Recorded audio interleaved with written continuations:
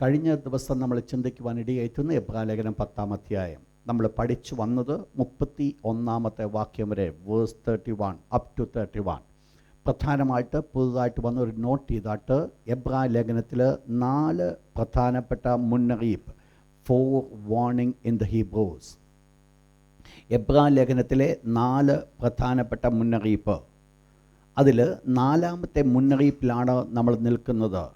അതിൽ 1ാമത്തെ മുന്നറിയിപ്പാണ് 2-ാം അധ്യായം 4 മുതലുള്ള വാക്യത്തിൽ, ഇത്ര വലിയ രക്ഷ, ഹൗ ഗ്രേറ്റ് ദ സാൽവേഷൻ, ഇത്ര വലിയ രക്ഷ നമ്മൾ നഷ്ടമാക്കല്ല.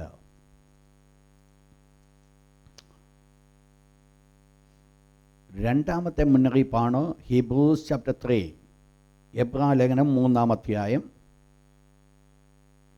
അതിൻ്റെ 18-19 വാക്യം.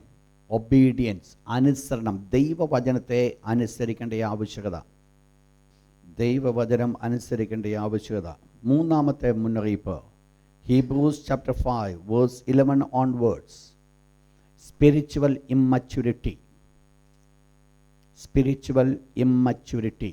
3ാമത്തെ പ്രധാനപ്പെട്ട മുന്നറിയിപ്പ് സ്പിരിച്വൽ ഇമ്മച്യൂരിറ്റി. 4ാമത്തെ മുന്നറിയിപ്പാണ് നമ്മൾ ചിന്തിച്ചുകൊണ്ട് ഇരിക്കുന്നത്, ഫോർത്ത് വാർണിംഗ്. 4ാമത്തെ മുന്നറിയിപ്പ് അതാണ് ഹീബ്രൂസ് ചാപ്റ്റർ 10 വേഴ്സ് 19 to 39, 19 മുതൽ 39 വരെയുള്ള വാക്യം. ഹീബ്രൂസിലെ fourth warning, Hebrews chapter 10 verse number 19 to 25. 19 to 39, 39 വരെയുള്ള വാക്യം. ഹോൾ ചാപ്റ്റർ 19 മുതൽ 39 വരെയുള്ള വാക്യം. ഈ പ്രത്യേകമായിരിക്കുന്ന ഭാഗത്തെ നമ്മൾ 3 ഭാഗങ്ങളായി തിരിക്കുന്നു. We may divide into 3. Chapter 10 verse 19 to 39, 19 മുതൽ 39 വരെയുള്ള വാക്യങ്ങളെ 3 ഭാഗങ്ങളായി തിരിക്കുന്നു. ദ ഫസ്റ്റ് പോർഷൻ, 1ാമത്തെ ഭാഗം, ബിലീവേഴ്സ് പ്രിവിലേജ് ആൻഡ് റെസ്പോൺസിബിലിറ്റി, വിശ്വാസികളുടെ പദവികളും ഉത്തരവാദിത്തങ്ങളും. Believers privileges and responsibilities. വിശ്വാസികൾക്ക് പദവികളുണ്ട്, ദൈവം അവരെ വെച്ച പൊസിഷൻസ് ഉണ്ട്.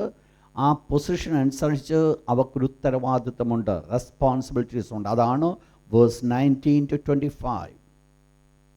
Verse 19 to 25. സെക്കൻഡ് പോർഷൻ അതാണ് ഫോർത്ത് വാർണിംഗ്, 4ാമത്തെ മുന്നറിയിപ്പ്, ഫോർത്ത് വാർണിംഗ്, വേഴ്സ് 26 to 31. എന്താണെന്നറിയാം നിങ്ങൾക്ക്? ആ വാർണിംഗ് എന്താണെന്ന് നമ്മൾ കഴിഞ്ഞ ദിവസം പഠിച്ചുകൊണ്ടേയിരുന്നു. എന്തായിരുന്നു?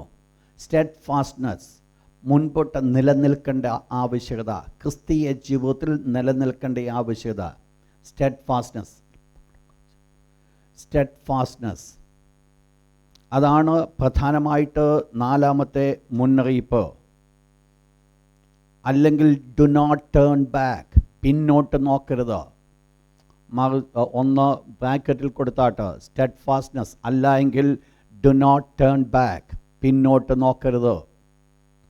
അതാണ് വേഴ്സ് 26 to 31, 26 മുതൽ 31 വരെയുള്ള വാക്യങ്ങൾ.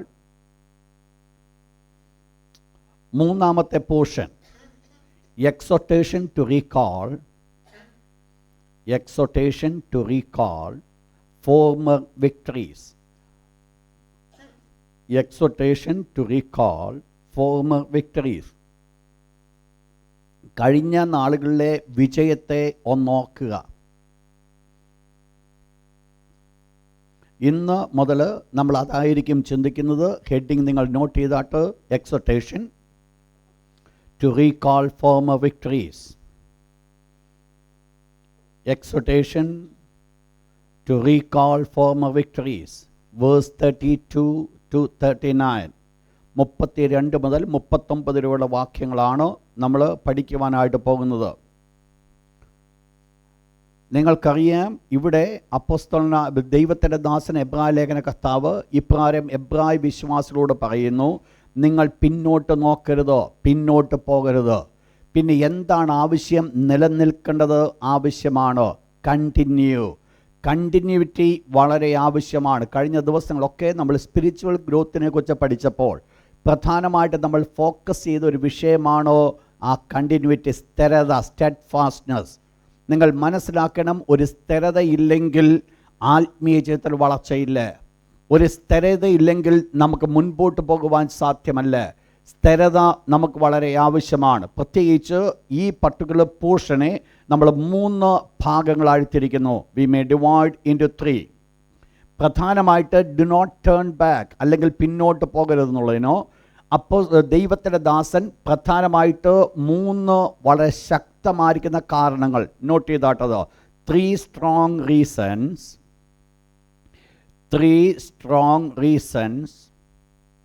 to the Hebrew Christians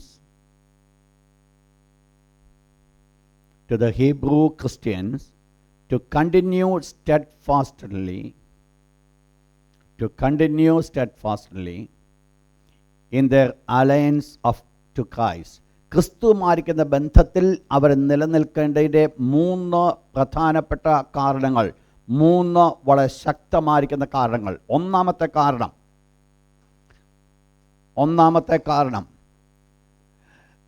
their former experiences, കഴിഞ്ഞ നാളുകളിലെ അവരുടെ അനുഭവങ്ങൾ. their former experiences should stimulate them, അവരെ മുൻപോട്ട് നയിക്കണം. should stimulate them, അവരുടെ കഴിഞ്ഞ നാളുകളുടെ അനുഭവങ്ങൾ, അതാണ് ഒരു പ്രധാനപ്പെട്ട കാരണം. പിന്നോട്ട് പോകരുത് എന്ന് പറയുവാൻ, നിലനിൽക്കണം എന്ന് പറയുവാനുള്ള ഒരു പ്രധാനപ്പെട്ട കാരണം അവരുടെ കഴിഞ്ഞ നാളുകളിലെ എക്സ്പീരിയൻസ്. വേഴ്സ് 32 to 34, 32 മുതൽ 34 വരെയുള്ള വാക്യം. Verse 32 to 34. രണ്ടാമത്തെ പ്രധാനപ്പെട്ട reason, the nearness of the reward. The nearness of the reward should strengthen them. പ്രതിഫലം അടുത്തിരിക്കുന്നു എന്നുള്ളതിൽ അവർ ശക്തിപ്പെടണം. പ്രതിഫലം അടുത്തിരിക്കുന്നു എന്നുള്ളത്. The nearness of the reward should strengthen them. അല്ലെങ്കിൽ ബ്രാക്കറ്റിൽ കൊടുത്താട്ട് cast not away your confidence. നിങ്ങളുടെ ഉറപ്പ് നിങ്ങൾ തള്ളിക്കളയരുത്. cast not away your confidence. Verse 35, 35 വാക്യം. 35, മൂന്നാമത്തെ portion. The fear of God's displeasure. The fear of God's displeasure should deter them from going back.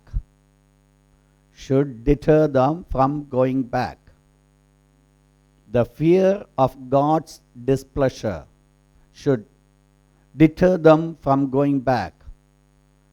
ദൈവം അവരിൽ പ്രസാദിക്കത്തില്ല എന്നുള്ള ആ ചിന്ത അവരെ പിന്നോട്ട് പോകുവാൻ ഇടയാക്കരുത്. അതൊരു വലിയ പ്രധാനപ്പെട്ട ചിന്ത. വേഴ്സ് 38 and 39, 38, 39 വാക്യം.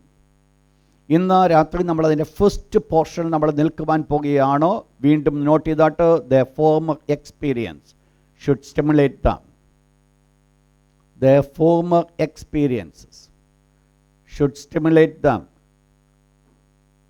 നിങ്ങൾ വീട്ടിൽ പോയിട്ട് ഈ ബൈബിൾ പാഠം നിങ്ങൾ പഠിക്കുമ്പോൾ, വായിക്കുമ്പോൾ നിങ്ങൾ നോട്ട് നിങ്ങൾ നോക്കിക്കൊണ്ട് നിങ്ങൾ പഠിക്കുന്നുവെങ്കിൽ അത് വളരെ പെട്ടെന്ന് നിങ്ങൾക്ക് സബ്ജക്റ്റ് വൈസ് നിങ്ങൾക്ക് മനസ്സിലാക്കുവാൻ സാധിക്കും. അതിനാണ് ഇത്ര ഡീറ്റെയിൽ ആയിട്ട് ആ നോട്ട് വൈസ് ആയിട്ട് തന്നെ പോകുന്നത്. ഓക്കെ, ഇവിടെ നമ്മൾ കണ്ടത്, ഇന്ന് തൊട്ട് നമ്മൾ പഠിക്കുവാൻ പോകുന്നത് the former experience should stimulate dum. വായിച്ചിട്ട് അതിനാധാരമായിട്ട് 10-ാം അധ്യായം 32 മുതൽ 35 വരെയുള്ള വാക്യം. വേഴ്സ് 32 to 35, 32 മുതൽ 35 വരെയുള്ള വാക്യം. ആരെങ്കിലും ഒരാൾ ശബ്ദമുയർത്തി വായിച്ചാട്ട്. എന്തുകൊണ്ട് ദൈവത്തിൻ്റെ ദാസൻ അഥവാ ദൈവത്തിൻ്റെ ആത്മാവ് എബ്രായ വിശ്വാസികളോട് ഇത് പറയുന്നു? എന്താണ് അതിൻ്റെ കാരണം? വായിച്ചിട്ട് അതിൻ്റെ 36-ാമത്തെ വാക്യം. ദൈവേഷ്ടം ചെയ്ത് വാഗ്ദത്തം പ്രാപിപ്പാൻ സഹിഷ്ണുത ഏറെ ആവശ്യം. അപ്പോൾ സഹിഷ്ണുതയില്ലാതെ വാഗ്ദത്തം പ്രാപിക്കുവാൻ സാധിക്കത്തില്ല. അപ്പോൾ സഹിച്ച് നിൽക്കേണ്ടത് ആവശ്യമാണ്. അതിൻ്റെ താഴെ വീണ്ടും പറയുന്നു, എൻ്റെ നീതിമാൻ വിശ്വാസത്താൽ ജീവിക്കും, പിന്മാറുന്നുവെങ്കിൽ എൻ്റെ ഉള്ളത്തിൽ അവന് പ്രസാദമില്ല എന്ന് പറഞ്ഞാൽ എബ്രായ വിശ്വാസികൾ ടോട്ടലി അപ്പോസ്റ്റേറ്റ്സ് ആയെന്നല്ല അവിടെ പറയുന്നത്. പിന്നെയോ അവരങ്ങോട്ട് പോകാനുള്ള ചാൻസസ് ഒത്തിരിയുണ്ട്, പിന്നോട്ട് പോകുവാനുള്ള ചാൻസസ് ഒത്തിരിയുണ്ട്. നിങ്ങൾ മനസ്സിലാക്കണം, 4 വാർണിംഗ് ഒന്നിന് പിന്നാലെ ഒന്നായിട്ട് വന്ന 4 മുന്നറിയിപ്പുകളെക്കുറിച്ച് നമ്മൾ പഠിക്കുമ്പോൾ ഒന്നാമത് പറഞ്ഞത് ഇത്ര വലിയ രക്ഷ നമ്മൾ നഷ്ടമാക്കിയാൽ. രണ്ടാമത്തെ മുന്നറിയിപ്പിലേക്ക് കടന്നു വരുമ്പോൾ പറയുന്നത് ദൈവത്തിൻ്റെ വചനം അനുസരിക്കാതിരിക്കുന്നുവെങ്കിൽ നിങ്ങൾ നഷ്ടപ്പെടുവാനിടയായിത്തീരും. അതിൻ്റെ അടുത്ത ലെവലിലേക്ക് കടന്നു വരുമ്പോൾ മൂന്നാമത്തെ സ്റ്റേജിൽ നിന്നുകൊണ്ട് പറയുന്നു സ്പിരിച്വൽ ഇമ്മച്യൂരിറ്റിയിൽ നമ്മൾ നിൽക്കരുത്, ആത്മീയമായിട്ട് നമ്മൾ വളർന്നവരാകണം. അതിനുശേഷം 4ാമത്തെ സ്റ്റേജിൽ നിന്നുകൊണ്ട് പറയുകയാണ് നിങ്ങൾ പിന്മാറ്റത്തിൻ്റെ അനുഭവത്തിലേക്ക് കടന്നു പോകുന്നു എങ്കിൽ നിങ്ങൾ ആരാകുവാൻ സാധ്യതയുണ്ട്? വിശ്വാസത്യാഗികളാകുവാൻ ചാൻസസ് ഉണ്ട്. വിശ്വാസത്യാഗിയായാൽ എന്ത് സംഭവിക്കും? നമ്മൾ പഠിക്കുകയുണ്ടായി കഴിഞ്ഞ ദിവസങ്ങൾ 3 പ്രധാനപ്പെട്ട കാര്യങ്ങളായിരിക്കും വിശ്വാസത്യാഗിയുടെ ജീവിതത്തിൽ സംഭവിക്കുന്നത്. 3 പ്രധാനപ്പെട്ട സംഭവങ്ങൾ എന്തൊക്കെ? വായിച്ചോട്ടെ പെട്ടെന്ന് 10-ാം അധ്യായം അതിൻ്റെ 29-ാമത്തെ വാക്യം, വേഴ്സ് 29. 1, ദൈവപുത്രനെ അവർ ചവിട്ടിക്കളയുന്നു. നിങ്ങൾ മനസ്സിലാക്കണം, രക്ഷിക്കപ്പെട്ട ദൈവത്തിൻ്റെ പൈതലാണോ, ഒരിക്കൽ യേശുവിനെ ചുംബിച്ചതായിരിക്കുന്ന ദൈവ പൈതലാണോ ഇപ്പോൾ യേശുവിനെ ചവിട്ടിക്കളയുന്നത്? ചാൻസസ് ഉണ്ട്. അവർ ദൈവപുത്രനെ ചവിട്ടിക്കളയുന്നു. 2ാമത്തെ സ്റ്റെപ്പ്, യേശുക്രിസ്തുവിൻ്റെ രക്തത്തെ മലിനമെന്ന് ചിന്തിക്കുന്നു. ഒരിക്കൽ വിശുദ്ധീകരണം, നമ്മൾ ഡീറ്റെയിലാണ് നമ്മൾ പഠിച്ചതാണ്. ആ രക്തത്തെ ഇപ്പോൾ വിലയില്ലാതായി മാറ്റപ്പെടുന്നു. 3ാമത്തെ പ്രധാനപ്പെട്ട വിഷയം, കൃപയുടെ ആത്മാവിനെ നിന്ദിക്കുന്നു. Despise the Holy Spirit. പരിശുദ്ധാത്മാവിനെ നിന്ദിക്കുന്നു എന്ന് പറഞ്ഞാൽ തൃത്വത്തിൽ 3ാം ആളത്വമാകുന്ന ദൈവം നമ്മോടുകൂടെ ആയിരിക്കുമ്പോൾ ആ ആളത്വത്തിന് വേണ്ട വില കൊടുക്കാതെ, ആ വേണ്ടതായിരിക്കുന്ന മാന്യത കൊടുക്കാതെ അപമാനിക്കുന്ന ഒരവസ്ഥ. ഇത് 3ഉം എവിടെ കടന്നു വരുന്നു? വിശ്വാസത്യാഗത്തോടുകൂടെ കടന്നു വരികയാണ്. ഈ വലിയ പ്രതിസന്ധിയെ മുൻപിൽ കണ്ടുകൊണ്ടാണ് ഇവർ വീണ്ടും വിശ്വാസത്യാഗത്തിലേക്ക് കടന്നു പോകുവാൻ ഇടയുണ്ട് എന്ന് മനസ്സിലാക്കിക്കൊണ്ടാണ് ദൈവത്തിൻ്റെ ദാസൻ ഇപ്രകാരം എബ്രായ വിശ്വാസികളോട് പറയുന്നത്, നിങ്ങൾക്ക് എന്തുണ്ടാകണം? നിങ്ങൾ ഒരിക്കൽ പോലും പിന്നോട്ട് പോകുവാൻ ഇടയാകരുത്. ഇവരാരായിരുന്നു? ഇവരുടെ ആദ്യകാല അവസ്ഥ എന്തായിരുന്നു? ഇവരുടെ ആത്മീയ ജീവിതത്തിൻ്റെ അനുഭവങ്ങൾ എന്തായിരുന്നു? നിങ്ങൾ മനസ്സിലാക്കണം, ഇവരുടെ പ്രത്യേകമായിരിക്കുന്ന ആത്മീയ ജീവിതത്തിൻ്റെ അനുഭവങ്ങളെക്കുറിച്ച് ദൈവത്തിൻ്റെ ദാസൻ ഇവിടെ വെളിപ്പെടുത്തുമ്പോൾ പ്രധാനമായിട്ട് 5 വളരെ വാല്യുബിൾ ആയിരിക്കുന്ന വിശേഷതകളാണ് ഈ എബ്രായ വിശ്വാസികൾ കാണുവാൻ സാധിക്കുന്നത്. 5 വെരി മച്ച് വാല്യൂഡ്, വളരെ വിലയുള്ളതായിരിക്കുന്ന 5 പ്രത്യേകതകൾ, 5 സ്പെഷ്യാലിറ്റീസ്, 5 മേജർ സ്പെഷ്യാലിറ്റീസ്. ഒന്നാമത്തത് നമ്മൾ ഇനിയും ചിന്തിക്കുവാൻ പോകുന്നത് ആ വേഴ്സ് 32 ഓൺവേർഡ്സ് ആയിരിക്കും. ദ ഫസ്റ്റ് പോർഷൻ, ഒന്നാമത്തെ അവരുടെ പ്രത്യേകത, endured great fight of persecution. വിശ്വാസത്തിന് വേണ്ടി അവർ പോരാടി. endured great fight of persecution. അവിടെ പറയപ്പെടുന്ന വേർഡ് ഇപ്രകാരമാണ്, എന്നാൽ നിങ്ങൾ പ്രകാശം ലഭിച്ചിട്ട് നിന്ദകളാലും പീഡകളാലും കൂത്തുകാഴ്ച ഭവിച്ചും ആ വക അനുഭവിക്കുന്നവർക്ക് കൂട്ടാളികളായി തീർന്നും. ഇങ്ങനെ കഷ്ടങ്ങളാൽ വളരെ പോരാട്ടം കഴിച്ച പൂർവ്വകാലം ഓർത്തുകൊള്ളുവീൻ. അപ്പോൾ ഇവരെന്ത് കഴിച്ചവരാണ്? കഷ്ടങ്ങൾ, പോരാട്ടം സഹിച്ചവരാണ്. അഥവാ കഷ്ടങ്ങൾ അവരുടെ ജീവിതത്തിൽ ഉണ്ടായിരുന്നു. ഈ കഷ്ടങ്ങൾ അവരുടെ ജീവിതത്തിൽ കടന്നു വന്നപ്പോൾ അവർ വെറുതെ ഈ കഷ്ടതയെന്ന് പറഞ്ഞുകൊണ്ട് മാറി നടന്നവരല്ല. അത് അവരുടെ ജീവിതത്തിൽ പോരാട്ടമായി തീർന്നു, ഒരു ഫൈറ്റായി മാറ്റപ്പെട്ടു. അവരനുഭവിക്കുവാൻ പോകുന്ന കഷ്ടത, അനുഭവിക്കുന്ന കഷ്ടത അവരൊരു ഫൈറ്റായിട്ട് ഏറ്റെടുത്താണോ അവർ മുൻപോട്ട് കടന്നു പോയത്?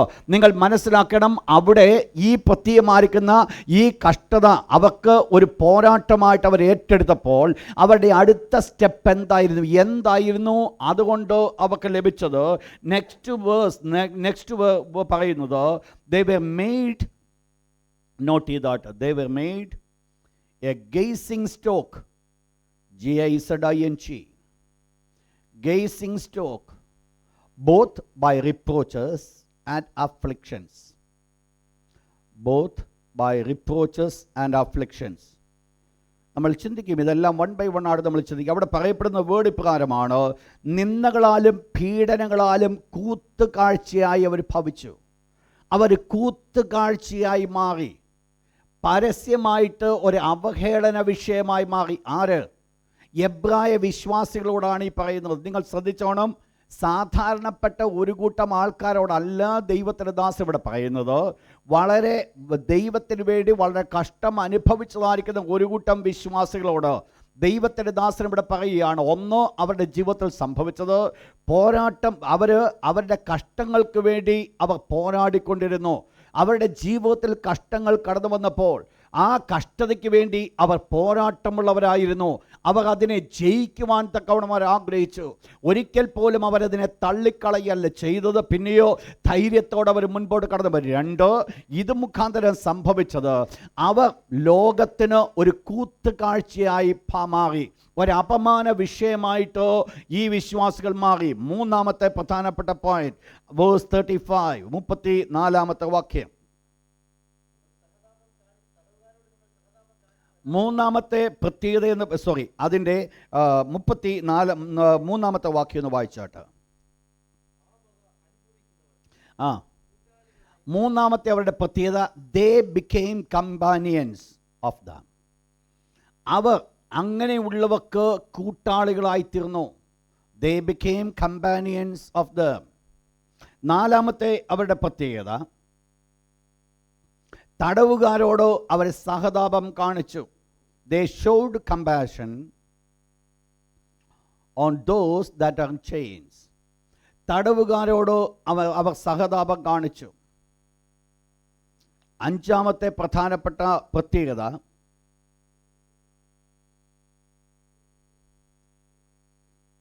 സമ്പത്തുകളുടെ അപഹാരം സഹിച്ചു. They joyfully forsake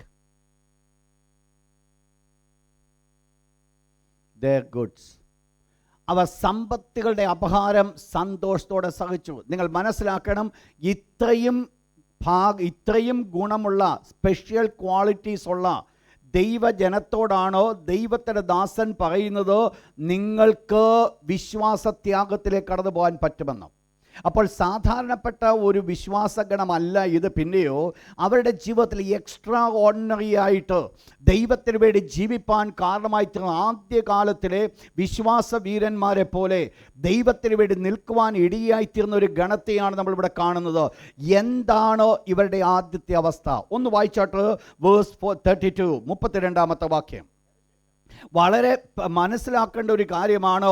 എപ്പോൾ അവർ ഈ 5 സ്പെഷ്യലായിരിക്കുന്ന അവസ്ഥകൾ കൂടെ അവർ കടന്നു പോകാൻ കാരണമായിത്തീർന്നു. എന്താണ് അവരുടെ ജീവിതത്തിൽ ആദ്യം സംഭവിച്ചത്? അവിടെ പറയുന്നു, അണ്ടർലൈൻ ദാറ്റ് വേഴ്സ്, ഒരിക്കൽ പ്രകാശം ലഭിച്ച ശേഷം, enlightened, being enlightened, underline that portion, being enlightened. 32 വാക്യം, ഒരിക്കൽ പ്രകാശം ലഭിച്ച ശേഷം. അപ്പോൾ ഇവർക്ക് ആദ്യമായിട്ട് സംഭവിച്ച ഒരു കാര്യമാണ്, അവർ എൻലൈറ്റൻഡായി പ്രകാശനം പ്രാപിച്ചു. എന്താണ് വാസ്തവത്തിൽ പ്രകാശനം പ്രാപിക്കുക എന്ന് പറഞ്ഞാൽ, നിങ്ങൾക്കറിയാം, ദൈവത്തെ കണ്ടുമുട്ടുന്നത് നമ്മളല്ല. ദൈവത്തെ കണ്ടുമുട്ടുന്നത് ദൈവത്തിൻ്റെ തിരുവചനം പറയുന്നു, നാം ദൈവത്തെ സ്നേഹിച്ചതല്ല, പിന്നെയോ അവൻ നമ്മെ സ്നേഹിച്ചു. അപ്പോൾ നാം ദൈവത്തെ സ്നേഹിക്കുന്നതിന് മുമ്പ് ദൈവം നമ്മളെ സ്നേഹിച്ചു. നാം ദൈവത്തെ കണ്ടുമുട്ടതിന് മുമ്പ് ദൈവം നമ്മെ കണ്ടുമുട്ടി. നിങ്ങൾ മനസ്സിലാക്കണം, ദൈവം നമ്മെ കണ്ടുമുട്ടിയില്ലായിരുന്നുവെങ്കിൽ നാം ദൈവത്തെ കണ്ടുമുട്ടത്തില്ല. നിങ്ങൾ മനസ്സിലാക്കണം, പൗലോസിൻ്റെ ജീവിതത്തിൽ ദൈവത്തെ പൗലോസ് അല്ല കണ്ടുമുട്ടിയത്, പൗലോസിനെ ദൈവം കണ്ടുമുട്ടി. ദൈവം എന്താണ് ചെയ്തത്? പൗലോസിനെ ദൈവം കണ്ടുമുട്ടിയ സമയത്ത് പൗലോസിൻ്റെ ഹൃദയക്കണ്ണ് തുറന്നതാണ് പൗലോസ് ദൈവത്തെ കണ്ടുമുട്ടുവാൻ കാരണമായി. ശ്രദ്ധിക്കണം ആ വേർഡ്. ദൈവത്തെ പൗലോസ് കാണുവാനുള്ള കാരണം ദൈവം പൗലോസിൻ്റെ ഹൃദയക്കണ്ണ് തുറന്നു കൊടുത്തതാ. ബീയിങ് എൻലൈറ്റൻഡ്, എൻ്റെ ഹൃദയദൃഷ്ടി പ്രകാശിച്ചു. പ്രിയപ്പെട്ടവരെ, നമ്മൾ മനസ്സിലാക്കണം, എപ്പോഴാണോ നമ്മുടെ ഹൃദയദൃഷ്ടി പ്രകാശിക്കുന്നത്, ദൈവത്തിൻ്റെ തിരുവചനം പഠിക്കുമ്പോൾ നമുക്കറിയാം, യേശു ക്രിസ്തു ക്രൂശിക്കപ്പെട്ടവനാകുന്ന യേശു ലോകത്തിന് മുമ്പിൽ ഭോഷത്വമായിരിക്കുമ്പോൾ ക്രൂശിക്കപ്പെട്ടവനാകുന്ന യേശു എൻ്റെ ജീവിതത്തിൽ എല്ലാം ആയിത്തീരുവാനുള്ള കാരണമെന്ന് പറയുന്നത് എൻ്റെ ഹൃദയദൃഷ്ടി ഒന്ന് പ്രകാശിച്ചതാണ്. ലോകം നോക്കുമ്പോൾ യേശു ക്രിസ്തുവിൻ്റെ ക്രൂശിന് വലിയ വില കാണുവാൻ സാധിക്കുന്നില്ല. എന്നാൽ ഞാൻ നോക്കുമ്പോൾ യേശുവിൻ്റെ ക്രൂശിന് വിലയുണ്ട്. എന്താണ് ഞാൻ യേശുവിൻ്റെ ക്രൂശിന് വില കണ്ടത്? ഞാൻ മരിക്കേണ്ട സ്ഥാനത്ത് എനിക്ക് വേണ്ടി എൻ്റെ കർത്താവായ യേശു മരിച്ചു. ഇതാരാ എനിക്ക് കാണിച്ചു തന്നത്? നിങ്ങൾക്കറിയാം, 2 കൊരിന്ത്യർ 4:4, 2 കൊരിന്ത്യൻ ചാപ്റ്റർ 4 വേഴ്സ് 4. നിങ്ങൾ ശ്രദ്ധിക്കുക, അവിടെ ഈ ലോകത്തിലെ ദൈവം അവിശ്വാസികളുടെ മനസ്സ് കുരുടാക്കി. അപ്പോൾ കുരുടാക്കിയ മനസ്സിനെ ദൈവം തുറന്നു കൊടുത്തത് കൊണ്ടാണ് ദൈവത്തെ നമ്മൾ കണ്ടുമുട്ടുവാൻ കാരണമായിരിക്കുന്നത്. വായിച്ചോട്ടെ, എഫെസ്യർ ലേഖനം 1-ാം അധ്യായം അതിലെ 17-ാമത്തെ വാക്യം. Ephesians chapter 1 verse number 17. ആ ആ ആ ശ്രദ്ധിക്കുക, ആ വേർഡ് നിങ്ങൾ അവിടെ അണ്ടർലൈൻ ചെയ്യുക. നിങ്ങളുടെ ഹൃദയദൃഷ്ടി പ്രകാശിച്ചിട്ട്. അപ്പോൾ ഫസ്റ്റ് തിങ് സംഭവിക്കേണ്ടത്, ആത്മീയമായിട്ടൊന്ന് വളരണമെങ്കിൽ, ആത്മീയമായിട്ടത് ബലപ്പെടണമെങ്കിൽ ആവശ്യമായിരിക്കുന്നത് നമ്മുടെ ഹൃദയദൃഷ്ടി ഒന്ന് പ്രകാശിക്കണം. ഹൃദയദൃഷ്ടി പ്രകാശിക്കാത്തിടത്തോളം കാലം ദൈവം എന്ത് നമുക്ക് വേണ്ടി വെച്ചിരിക്കുന്നു എന്നുള്ളത് നമുക്ക് മനസ്സിലാക്കുവാൻ സാധ്യമല്ല. അപ്പോൾ ഇവരുടെ ജീവിതത്തിൽ എന്ത് സംഭവിച്ചവരാണോ അവരുടെ ഹൃദയദൃഷ്ടി പ്രകാശിച്ചവരാണ് എന്ന് പറഞ്ഞാൽ, യേശുക്രിസ്തുവിനെ വ്യക്തമായിട്ട് അവർ മനസ്സിലാക്കി. യേശുക്രിസ്തുവിൻ്റെ ക്രൂശിൻ്റെ വിലയെന്തെന്നുള്ളവർ മനസ്സിലാക്കി. അവരുടെ പാപത്തിൻ്റെ അവസ്ഥ എന്താണെന്ന് അവർ മനസ്സിലാക്കി. നിത്യജീവൻ്റെ വിലയെന്തെന്നുള്ളതോ എബ്രായ വിശ്വാസികൾ മനസ്സിലാക്കി. ഇത്രമാത്രം കാര്യങ്ങൾ മനസ്സിലാക്കുവാൻ ഇടയായി തീർന്നവർ ഈ മനസ്സിലാക്കിയ ശേഷം എന്ത് ചെയ്തു എന്നുള്ളത് വളരെ പ്രാധാന്യമർഹിക്കുന്ന ഒരു വിഷയമാണ്. ഇതൊക്കെ മനസ്സിലാക്കിയ എബ്രായ വിശ്വാസികൾ അവരുടെ തുടർന്നുള്ള ജീവിതം ഒരു പട്ടുമെത്തയായിരുന്നില്ല. നിങ്ങൾ മനസ്സിലാക്കണം, ക്രിസ്തീയ ജീവിതത്തിലേക്ക് നമ്മൾ കടന്നു വരുമ്പോൾ പലപ്പോഴും പലരും ദൈവത്തെ കണ്ടുമുട്ടുവാനുള്ള പ്രധാനപ്പെട്ട കാരണമെന്ന് പറയുന്നത് എല്ലാം വളരെ ഭംഗിയായിട്ട് നടക്കുവാനാണ്. എന്നാൽ ഒന്ന് മനസ്സിലാക്കണം, ദൈവത്തെ നമ്മൾ കണ്ടുമുട്ടുന്നത് നമ്മുടെ കാര്യങ്ങളെല്ലാം ഭംഗിയായിട്ട് നടക്കുവാൻ വേണ്ടി മാത്രമല്ല. ദൈവം നമ്മെ ഈ ലോകത്തിൽ വിളിച്ചിരിക്കുമ്പോൾ എപ്പോൾ നമ്മുടെ ഹൃദയദൃഷ്ടി പ്രകാശിക്കുന്നുണ്ട്, ആ സമയം മുതൽ നമുക്ക് ഒരു പോരാട്ടമുണ്ട്. ശ്രദ്ധിക്കുക വേർഡ്, എപ്പോൾ നമ്മുടെ ഹൃദയദൃഷ്ടി പ്രകാശിക്കുന്നുണ്ട് ആ സമയം മുതൽ നമുക്കൊരു പോരാട്ടമുണ്ട്. നിങ്ങൾ മനസ്സിലാക്കണം, കർത്താവായ യേശു ക്രിസ്തു പറഞ്ഞ ഉപമയിൽ ഒരു വിത്ത് വിതച്ചതായ സ്ഥാനത്ത് വിത്ത് വിതയ്ക്കപ്പെട്ട സമയത്ത് തന്നെ അത് വീണത് 4 വിധങ്ങളുള്ള നിലത്തായിരിക്കുന്നത് പോലെ തന്നെ അതിൻ്റെ വളർച്ചയ്ക്കും പ്രയാസം ഉണ്ടായിരുന്നു. നിങ്ങൾ മനസ്സിലാക്കണം, വിതച്ചതിൽ ഒരൊറ്റ വിത്ത് മാത്രമേ അത് പ്രോപ്പറായിട്ട് ഫലം കൊടുക്കുവാൻ സാധ്യമായുള്ളൂ എങ്കിൽ ബാക്കിയുള്ള 3 വിത്തുകളും അത് നശിച്ചു പോകുവാൻ കാരണമായി തീർന്നു. എന്താ ഇവിടെ വിഷയം വന്നത്? വിത്ത് വിതച്ചപ്പോൾ തന്നെ പ്രശ്നം കടന്നു വന്നു. വിത്ത് വിതച്ചപ്പോൾ തന്നെ പ്രതികൂലം കടന്നു വന്നു. വിത്ത് വിതച്ചപ്പോൾ തന്നെ പ്രയാസം കടന്നു വന്നു. ക്രിസ്തീയ ജീവിതത്തിലേക്ക് കടന്നു വന്നിരിക്കുന്നവർ ക്രിസ്തീയ ജീവിതത്തിൽ അവർ മനസ്സിലാക്കേണ്ട വിഷയമാണ്, എൻ്റെ ഹൃദയദൃഷ്ടി പ്രകാശിച്ചപ്പോൾ തന്നെ ഞാൻ എക്സ്പോസ് ടു ഗ്രേറ്റ് പെർസിക്യൂഷൻസ്. ഒരു പ്രതികൂലത്തിന് വേണ്ടി, ഒരു കഷ്ടതയ്ക്ക് വേണ്ടി ഞാൻ എന്നെ തന്നെ എക്സ്പോസ് ചെയ്തിരിക്കുകയാണ്. എന്താ അതിൻ്റെ കാരണം നിങ്ങൾക്കറിയാം. കഴിഞ്ഞ നാളുകളിൽ നമ്മളോട് ശത്രുവാകാതിരുന്ന 2 കൂട്ടം ആൾക്കാർ ഈ സമയം മുതൽ എപ്പോൾ എൻ്റെ ഹൃദയദൃഷ്ടി പ്രകാശിച്ചുവോ ആ സമയം മുതൽ എൻ്റെ ശത്രുവായി മാറ്റപ്പെട്ടു. എൻ്റെ ഹൃദയദൃഷ്ടി പ്രകാശിച്ച സെയിം മോമെന്റ് എനിക്ക് എന്നോട് ശത്രുത ഇല്ലാതിരുന്നവർ ആ സമയം മുതൽ ശത്രുതയായി. ആരൊക്കെയാണ് എന്നോട് ശത്രുത ഉണ്ടായത്? ഒന്നാമത് എന്നോട് ശത്രുത ഉണ്ടായത് ഈ ദുഷ്ട പിശാച്. അതുവരെ ഞാൻ ആരുടെ കയ്യിലായിരുന്നു? പിശാചിൻ്റെ കരങ്ങളിലായിരുന്നു. പുള്ളിക്ക് യാതൊരു യാതൊരു ഉപദ്രവവും എന്നെ കൊണ്ടില്ല, യാതൊരു പ്രയാസവുമില്ല. ഞാൻ ദൈവ പൈതലായി മാറ്റപ്പെട്ടപ്പോൾ മുതൽ ഞാൻ ഓട്ടോമാറ്റിക്കായിട്ട് പിശാചിന് എന്നോട് ശത്രുതാ മനോഭാവമുണ്ടായി. പിശാചിന് എന്നോട് എന്തെങ്കിലും പ്രശ്നമുണ്ടെന്നല്ല, പിശാചിൻ്റെ പ്രശ്നം ദൈവത്തോടായതുകൊണ്ട്, ദൈവത്തിൻ്റെ അടുക്കലേക്ക് ഞാൻ അടുത്തു വന്നതുകൊണ്ട് ഓട്ടോമാറ്റിക്കായിട്ട് പിശാചിന് എന്നോട് പ്രശ്നമുണ്ടായി. എന്താ പിശാചിൻ്റെ ആഗ്രഹം? ഒരിക്കൽ പോലും എന്നെ ദൈവരാജ്യത്തിലേക്ക് കൊണ്ടുപോകരുതോ, നിത്യജീവൻ പ്രാപിക്കുവാൻ ഞാൻ ഇടയാകരുതോ. അതിനുവേണ്ടി എന്ത് ചെയ്യും? എന്നെ ഏതെല്ലാം വഴി മുടക്കുവാൻ സാധിക്കുമോ ആ വഴിയെല്ലാം മുടക്കുവാനായിട്ട് തോന്നും. എപ്പോൾ? ഞാൻ രക്ഷിക്കപ്പെട്ട സമയത്ത് തന്നെ, എൻ്റെ ഹൃദയത്തിൽ ഹൃദയദൃഷ്ടി പ്രകാശിച്ചപ്പോൾ തന്നെ. രണ്ടാമത് എൻ്റെ പ്രധാനപ്പെട്ട ശത്രു എന്ന് പറയുന്നത് ലോകമായിരിക്കുന്നു. അതുവരെ ലോകത്തിൻ്റെ ഇമ്പങ്ങളുടെ പിന്നാലെ ഞാൻ കടന്നുപോയി. എന്തെല്ലാം എനിക്ക് ചെയ്യണമോ അതെല്ലാം ഞാൻ ചെയ്യുമായിരുന്നു. എനിക്ക് യാതൊരു ബുദ്ധിമുട്ടുമില്ലായിരുന്നു. ഏത് കാര്യം ചെയ്യുന്നതിനും പ്രശ്നമില്ല. സമൂഹത്തെ ഒന്ന് നോക്കണമെന്നല്ലാതെ മറ്റ് ഏത് ഹീനകാര്യം ചെയ്യുന്നതിനും എനിക്ക് യാതൊരു ബുദ്ധിമുട്ടുമില്ല. എന്നാൽ ഇപ്പോൾ ഞാൻ എൻ്റെ ഹൃദയദൃഷ്ടി പ്രകാശിച്ച് ദൈവത്തിൻ്റെ അടുക്കിലേക്ക് ഞാൻ അടുത്തപ്പോൾ ലോകം എനിക്കെതിരായി കടന്നു വന്നു. എന്ന് പറഞ്ഞാൽ ദൈവം എന്നെ വിളിച്ചിരിക്കുന്നത് ലോകക്കാരായിരിക്കാതെ ലോകത്തിൽ നിന്ന് എന്നെ വേർപെടുത്തി വെച്ചിരിക്കുന്നുണ്ട്. ഇനിയും എനിക്ക് ലോകത്തിൻ്റെ ഇഷ്ടത്തിനനുസരിച്ച് പോകുവാനായിട്ട് പറ്റത്തില്ല. അതുകൊണ്ട് എന്തു വന്നു? ഇതിന് രണ്ടിനും ഞാൻ ഒപ്പോസിറ്റ് ചെയ്യേണ്ടതായതുകൊണ്ട്, ഇതിൻ്റെ രണ്ടിനും ഞാൻ എതിർപ്പിട്ട് നിൽക്കേണ്ടി വന്നതുകൊണ്ട്, അല്ലെങ്കിൽ ഇതിന് രണ്ടിനും അനുകൂലമായി ഞാൻ നടക്കാത്തത് കൊണ്ട് ഇതിന് രണ്ടിനും ഞാൻ പ്രതികൂലമായി മാറ്റപ്പെട്ടു. മൂന്നാമത് ഒരു പ്രധാനപ്പെട്ട ശത്രുവുണ്ട്, അത് നമ്മുടെ ഓൺ ജഡം തന്നെയാണ്. നിങ്ങൾ മനസ്സിലാക്കണം എന്താ ഇവിടെ സംഭവിച്ചതോ. ഹൃദയദൃഷ്ടി പ്രകാശിച്ചപ്പോൾ തന്നെ ഞാൻ എക്സ്പോസ്ഡ് ടു പെർസിക്യൂഷൻ, ഞാൻ ഉപദ്രവത്തിനോ ഞാൻ കഷ്ടതയ്ക്ക് ഞാൻ തുറന്നു കൊടുക്കുകയാണ്. എൻ്റെ ജീവിതം അതിനുവേണ്ടി ആയിരിക്കുന്നു എന്ന് പറയുമ്പോൾ നിങ്ങൾ മനസ്സിലാക്കണം, ദൈവം നമ്മെക്കുറിച്ച് ആഗ്രഹിക്കുന്ന ഒരു കാര്യമാണ്. ദൈവത്തിൻ്റെ തിരുവചനം നമ്മളിപ്പോൾ പഠിപ്പിക്കുന്നു, ക്രിസ്തുവിൽ വിശ്വസിപ്പാൻ മാത്രമല്ല അവന് വേണ്ടി കഷ്ടം അനുഭവിപ്പാൻ നമുക്ക് വരം തന്നിരിക്കുന്നു.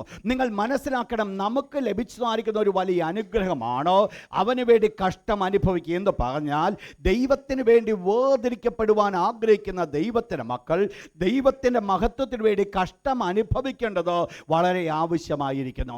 നിങ്ങൾ മനസ്സിലാക്കണം, ഈ ഒരു പദവിയാണ് എബ്രായ വിശ്വാസികളുടെ ജീവിതത്തിൽ നമുക്ക് കാണുവാനിടയ. കരങ്ങൾ ഉയർത്തി ദൈവത്തിന് ഹല്ലേലൂയ പറഞ്ഞാട്ട് ഒരിക്കൽ കൂടെ ശക്തിയോടെ. ഇവിടെ എബ്രായ വിശ്വാസികളുടെ ജീവിതത്തിൽ കാണുവാൻ ഇടയായിത്തീർന്നത് അവർ എക്സ്പോസ്ഡ് ടു പെർസിക്യൂഷൻ. പക്ഷേ അത് ഓട്ടോമാറ്റിക്കായിട്ട് അവരുടെ ജീവിതത്തിലേക്ക് കടന്നു വന്നു. എപ്പോഴാണ് അത് കടന്നു വരുവാൻ ഇടയായിത്തീർന്നത്? എപ്പോൾ അവരുടെ ഹൃദയദൃഷ്ടി പ്രകാശിച്ചുവോ. നിങ്ങൾ മനസ്സിലാക്കണം, നമ്മുടെ ജീവിതത്തിൽ ദൈവത്തിന് വേണ്ടി ജീവിപ്പാൻ നാം ആഗ്രഹിക്കുമ്പോൾ, ഞാൻ പറഞ്ഞു വരുന്ന കഷ്ടതയെന്ന് പറയുന്നത് എൻ്റെ ജോലിയില്ലായ്മയിൽ ഞാൻ തെണ്ടിത്തിരിഞ്ഞ് നടക്കണമെന്നുള്ള ദൈവത്തിൻ്റെ ഹിതമല്ല. ദൈവം അങ്ങനെ ചെയ്യത്തില്ല. എന്നെ പോറ്റുവാൻ എൻ്റെ ദൈവം മതിയായവനാണ്. ആകാശത്തിലെ പറവ എങ്ങനെ വളരും എന്ന് നിങ്ങൾ നോക്കുവേൻ.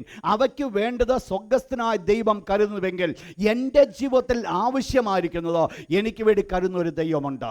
ഇങ്ങനെ ഒരു കഷ്ടതയെക്കുറിച്ചല്ല ഞാൻ ഇവിടെ പറഞ്ഞു വരുവാൻ ആഗ്രഹിക്കുന്നത്. ഇങ്ങനെ ഒരു കഷ്ടത ദൈവമക്കൾക്കില്ല. ഇന്ന് ആഹാരമില്ല എങ്കിലും, ഈ കെരീത്തോട്ടിലെ വെള്ളം വറ്റിപ്പോയാലും അതുകൊണ്ട് ഏലിയാവേ നീ ഭാരപ്പെടേണ്ട കാര്യമില്ല. നിനക്ക് സ്വർഗ്ഗത്തിലെ ദൈവം ഒരു സാരഫാത്തിലെ വിധവയെ ഒരുക്കിയിട്ടാണ് കെരീത്തോട്ടിലെ വെള്ളം വറ്റിക്കുവാൻ ഇടയായിത്തീർന്നത്. ദൈവത്തിൻ്റെ മക്കൾ മനസ്സിലാക്കണം, ഭൗതികമാർഗ ചില വിഷയങ്ങൾക്ക് വേണ്ടി, എൻ്റെ അനുദിന ജീവിതത്തിലെ കാര്യങ്ങൾക്ക് വേണ്ടി ഞാൻ ഭാരപ്പെടും എന്നല്ല ദൈവത്തിൻ്റെ തിരുവചനം പഠിപ്പിക്കുന്നത്. പിന്നെയോ ദൈവത്തിന് വേണ്ടി ജീവിക്കുവാൻ ഞാൻ ആഗ്രഹിക്കുന്നുണ്ട്, ദൈവത്തിന് മകനായി നിൽക്കുവാൻ ഞാൻ ആഗ്രഹിക്കുന്നത് കൊണ്ട് ഓൺ ദ സ്പോട്ടിൽ ഞാൻ എക്സ്പോസ്ഡ് ടു പെർസിക്യൂഷൻ, പ്രതികൂലങ്ങൾക്ക് വേണ്ടി ഞാൻ എക്സ്പോസ്ഡ് ആയിരിക്കുമ്പോൾ, ഒരു പക്ഷെങ്കിൽ അതുവരെ എനിക്ക് സപ്പോർട്ട് ചെയ്ത് എൻ്റെ കൂട്ടുകാരായിരിക്കാം, അല്ലെങ്കിൽ എൻ്റെ പേരൻസ് ആയിരിക്കാം, അല്ലെങ്കിൽ എൻ്റെ സഹോദരങ്ങളായിരിക്കാം, എനിക്കെതിരായിട്ട് എഴുന്നേൽക്കുവാൻ ഇടയായിത്തീരുന്നത്. പ്രിയപ്പെട്ട ഒരു കാര്യം സത്യമാണ്, ദൈവത്തിന് വേണ്ടി നിൽക്കുവാൻ നമ്മൾ ആഗ്രഹിക്കുമ്പോൾ ഒരു പ്രതികൂല ശക്തി നമ്മുടെ ചുറ്റുപാടും എഴുന്നേൽക്കും എന്നുള്ളത് സത്യമാണ്. നമുക്ക് മുൻപാകെ എഴുന്നേൽക്കുന്ന പ്രതികൂല ശക്തി എന്ന് പറയുന്നത് ഒരിക്കലും നിങ്ങൾ ചിന്തിക്കരുത് എനിക്ക് ശത്രുവായിരുന്ന വ്യക്തി വ്യക്തിയാണോ എനിക്ക് എഴുന്നേൽക്കുന്നത്? ഒരിക്കലും ആകത്തില്ല. പലപ്പോഴും കടന്നു വരുന്നത് എന്നോട് അടുത്തിരിക്കുന്ന വ്യക്തികൾ തന്നെ എനിക്കെതിരെ ആയി തീരുന്നത് കാണുവാൻ സാധിക്കും. നിങ്ങളുടെ എല്ലാവരുടെയും ആത്മീയ ജീവിതത്തിൽ നിങ്ങൾ നോക്കിയാൽ ഒരു കാര്യം അറിയാം, നിങ്ങൾക്ക് നേരിടേണ്ട പ്രധാനപ്പെട്ട ശത്രു എന്ന് പറയുന്നത് ഒരിക്കൽ നിങ്ങളെ സ്നേഹിച്ചവരെ തന്നെയാണോ ശത്രുവായിട്ട് കണ്ടു വന്നത്.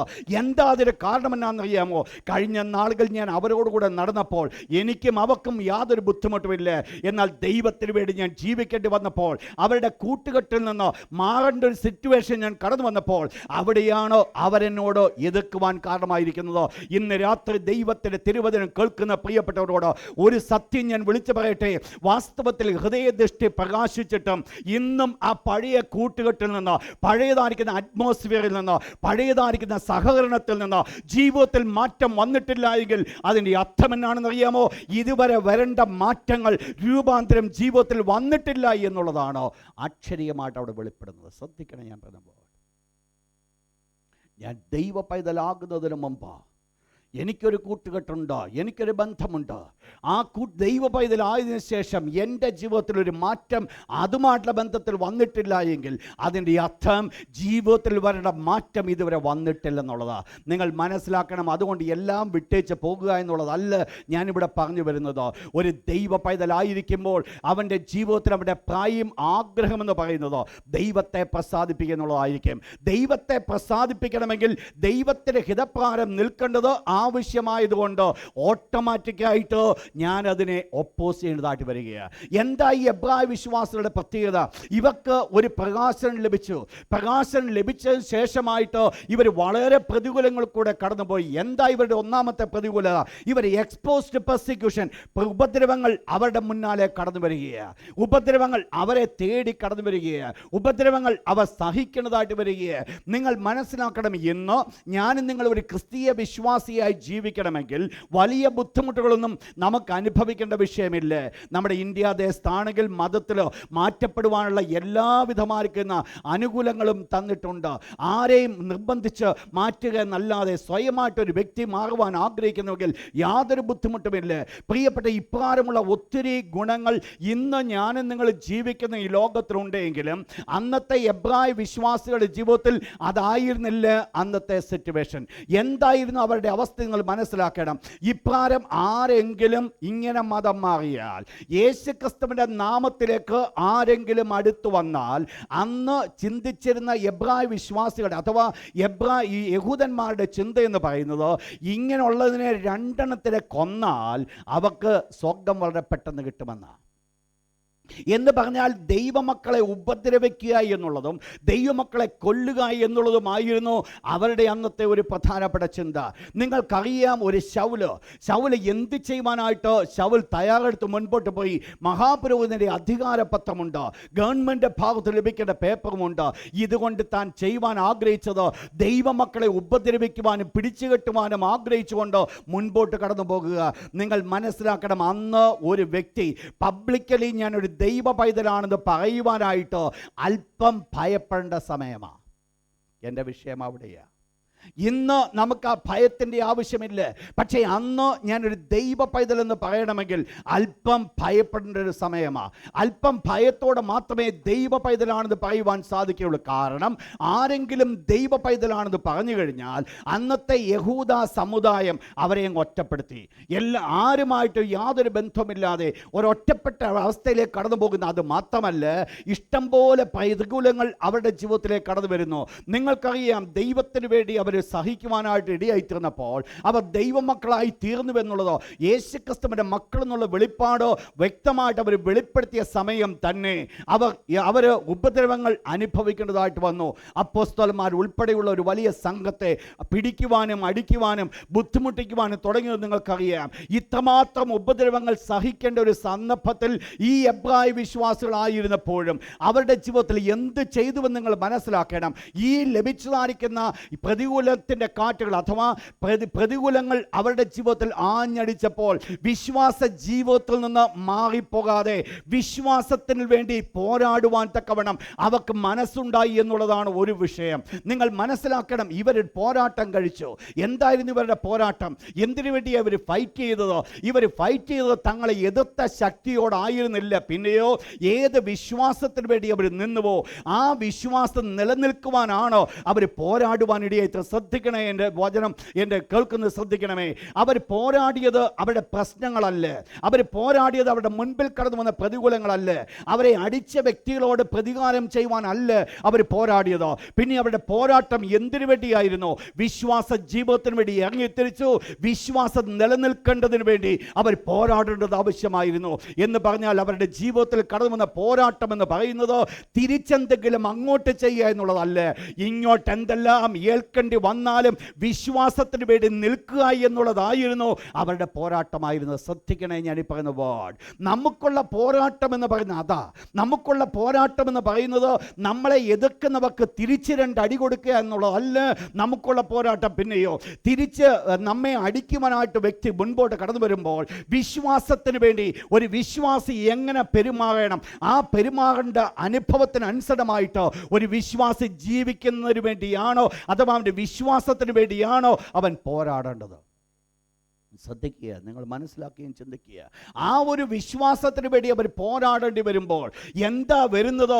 ഇതെല്ലാം അവൻ സഹിക്കേണ്ടതായിട്ട് വരികയാണ്, ഇതെല്ലാം അനുഭവിക്കേണ്ടതായിട്ട് വരികയാണ്. ഒരടി കൊണ്ടോ അടി ഏൽക്കുവാനായിട്ട് അവൻ വില്ലിങ്ങ. തിരിച്ചടിക്കുവാൻ മാർഗമില്ല, ഇനി അടിക്കാതിരിക്കുവാനുള്ള വഴി നോക്കാൻ മാർഗമില്ല. എക്സ്പോസ് ടു ഇറ്റ്, അതിനവർ ഏൽക്കേണ്ടത് ആവശ്യമാണ്. എന്താ അവിടെ സംഭവിച്ചത്? അവരെ പെർസിക്യൂഷന് വേണ്ടി തങ്ങളെ തന്നെ ഏൽപ്പിച്ച്. എന്നാലും അവർ ഒരു കാര്യം മനസ്സിലാക്കി, ഏതെല്ലാം പ്രതികൂലങ്ങൾ കടന്നു വന്നാലും, എത്രമാത്രം അടികൾ ഏൽക്കേണ്ടി വന്നാലും, എത്രമാത്രം നിന്ദകൾ ഏൽക്കേണ്ടി വന്നാലും ഈ ദൈവത്തെ വിട്ട് പോകത്തില്ല എന്നുള്ള അവരുടെ തീരുമാനമായിരുന്നു അവരുടെ ജീവിതത്തിൽ അനുഗ്രഹമായിരുന്നത്. നിങ്ങൾ മനസ്സിലാക്കണമേ, ഈ എബ്രായ വിശ്വാസികളുടെ ഒന്നാമത്തെ പദവി അവർ പ്രതികൂലങ്ങൾ കൂടെ കടന്നു പോകേണ്ടി വന്നപ്പോഴും ആ പ്രതികൂലങ്ങളെ ഓർത്തുകൊണ്ട് അവർ ഭാരപ്പെട്ട് പിന്നോട്ട് പോകാതെ ഈ പ്രതികൂലങ്ങൾ ഏറ്റെടുക്കുവാൻ തക്കവണ്ണം അവർക്കൊരു മനസ്സുണ്ടായിരുന്നു. ഈ പ്രതികൂലങ്ങൾ അവരെ എങ്ങോട്ട് കൊണ്ടുപോയി? അവിടെ പറയപ്പെടുന്നത് നിന്ദകളാലും കൂത്തുകാഴ്ചയായി ഭവിച്ചു. പരസ്യമായിട്ടൊരു കൂത്തുകാഴ്ചയാക്കി നിർത്തി എന്ന് പറഞ്ഞാൽ ഒരു പരസ്യമായിരിക്കുന്ന അവഹേളന വിഷയമാക്കി മാറ്റി. ആരെയാണെന്നറിയാമോ? ദൈവത്തിൻ്റെ ദാസൻ പറഞ്ഞു, കാൺമീൻ, നാം ദൈവമക്കളെന്ന് വിളിക്കപ്പെടുവാൻ പിതാവ് നമുക്ക് എത്ര വലിയ ഭാഗ്യം തന്നിരിക്കുന്നു. നാം ഇന്നത് ആകും എന്നിതുവരെ പ്രത്യക്ഷമായില്ല. ഇത്രമാത്രം ഒരു വലിയ പദവിയിൽ നിൽക്കുന്ന ദൈവജനത്തെയാണ് ഇപ്പോൾ പരസ്യമായിട്ട് അവഹേളന വിഷയമാക്കി നിർത്തിയിരിക്കുന്നത്, പരസ്യമായിട്ട് അവഹേളി നിർത്തുവാൻ കാരണമായി തീർന്നത്. നിങ്ങൾക്ക് ഈ ഒരു വേർഡ് നിങ്ങൾ മനസ്സിലാക്കണമെങ്കിൽ ഒരു കാര്യം നിങ്ങളുടെ മുമ്പിൽ കൊണ്ടുവന്നാൽ പെട്ടെന്ന് നിങ്ങൾക്ക് മനസ്സിലാക്കാം. നിങ്ങൾക്കറിയാം, വാസ്തവമായിട്ട് ദൈവമായിരുന്നവൻ ദൈവത്തോടുള്ള സമത്വം മുറുകെ പിടിച്ചുകൊണ്ടാണെന്ന് വിചാരിക്കാതെ ദാസവേഷമെടുത്ത് ഈ ലോകത്തിൽ വന്ന യേശുവിനെ ആ ഗോൽഗോത്ത കുന്നിൽ നമ്മൾ നോക്കിയാൽ കാണുവാൻ സാധിക്കും. 3 ആണികളാൽ തൂക്കപ്പെട്ടവൻ. എവിടെയാ? വഴിയെ കടന്നു പോകുന്നവർ മുഴുവൻ ആ ക്രൂശിൽ കിടക്കുന്ന യേശുവിനെ നോക്കിക്കൊണ്ട് ഇപ്രകാരം പറയുന്നുണ്ട്, ഇവനാണോ ഇത്രയും വീര്യപ്രവൃത്തി ചെയ്തത്? ഇത്രയൊക്കെ അത്ഭുതം ചെയ്ത് ഇവനാണോ? ഇവന് തന്നെ പോലും രക്ഷിക്കുവാൻ കഴിവില്ലല്ലോ എന്ന് പറഞ്ഞ് നിന്നാവിഷയമാക്കി, ഒരു ലോകത്തിന് മുൻപിൽ അപമാനമാക്കി യേശു ക്രിസ്തുവിന് നിൽക്കുക. ദൈവത്തിൻ്റെ തിരുവചനം പറയുന്നു, വഴിയെ പോകുന്നവരൊക്കെ യേശു ക്രിസ്തുവിൻ്റെ ക്രൂശിൽ കിടക്കുന്ന യേശുവിനെ നോക്കിക്കൊണ്ട് അപമാനിച്ചുകൊണ്ട് കടന്നു പോകുവാൻ കാരണമായി തീർന്നു.